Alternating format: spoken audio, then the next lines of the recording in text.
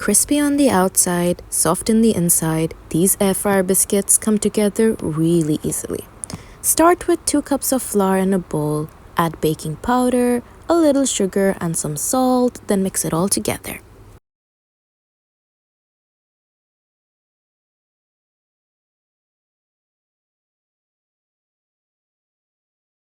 Pour in melted butter and mix until you get a crumbly texture.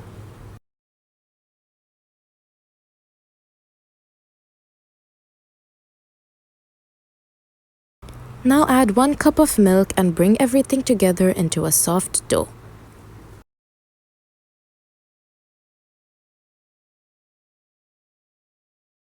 Now flatten the dough out, fold it over itself and flatten it again. This step helps create those soft layers inside the biscuits.